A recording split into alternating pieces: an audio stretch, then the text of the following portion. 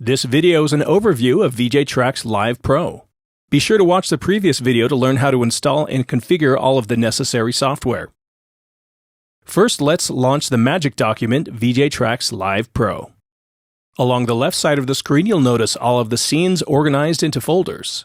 The right side of the screen is the Globals panel, full of globals, and we'll talk about globals in a later video. You'll see tabs across the top, which are the first scenes you'll need to go through to hook up your webcam, music video input, your own logos, and graphics.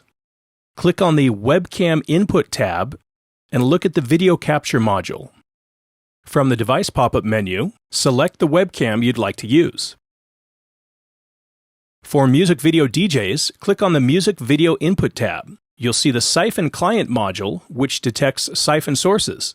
If you're not using a video capture device for your videos, you can bypass this module and use the Video Capture module below, which is already hooked up. In my studio, I'm using two computers and running Mixemergency on my DJ laptop, so I'm sending my video signal across Ethernet using NDI. To convert the NDI output to Siphon, I'm going to launch the NDI to Siphon application that I installed in the previous video. The Mixemergency output on my DJ laptop is listed here as an NDI client. I click on that in the list and then click the Enabled checkbox. When I go back to Magic, this will now show up in my Siphon Client module. The next tab is called Logo Inputs. You don't really need to adjust these settings now, as you can just replace the files in your Finder with the same file names, logo1.png, logo1.movie, etc. Next, we have our DJ booth scene. Click the tab to view it. For those of you DJing on a green screen, this scene allows you to set up a virtual DJ booth facade.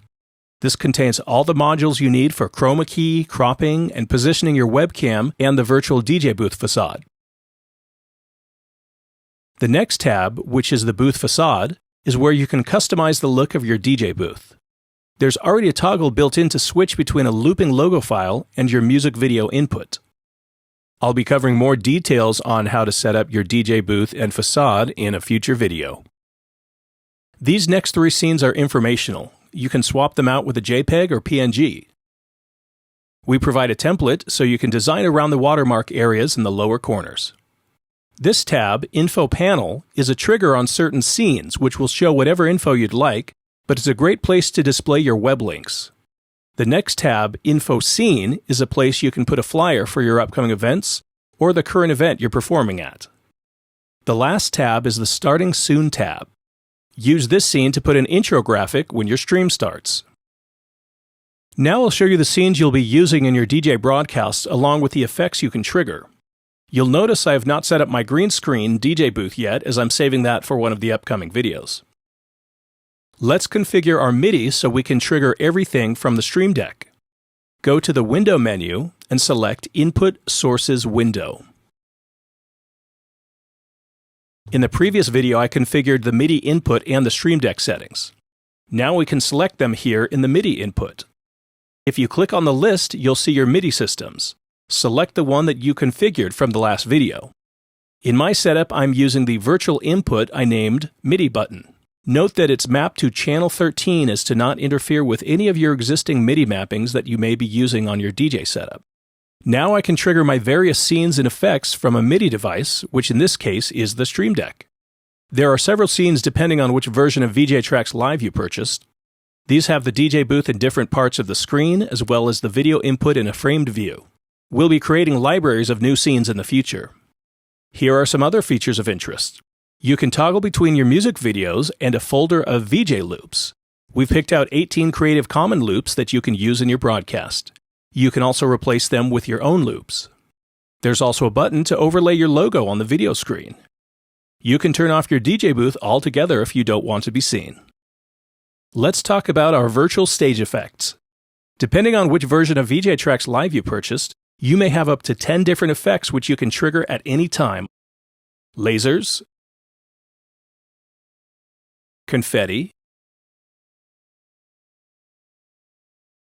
money drop,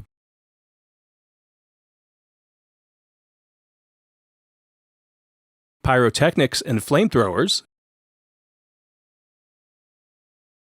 CO2 jets, cold spark fountains,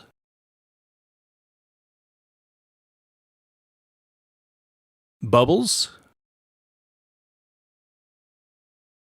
and spotlights, which can be sound reactive.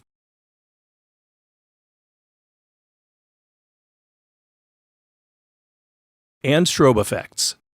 All of these work whether your DJ booth is visible or not, and just about in any scene. Another feature we've built are stingers, which is a great professional effect. We can provide you with custom stingers with your logos, and depending on which version of the software you purchased, the custom stingers may be included. You can trigger a stinger and swap your scene underneath it as a way to do a creative transition between scenes or music videos.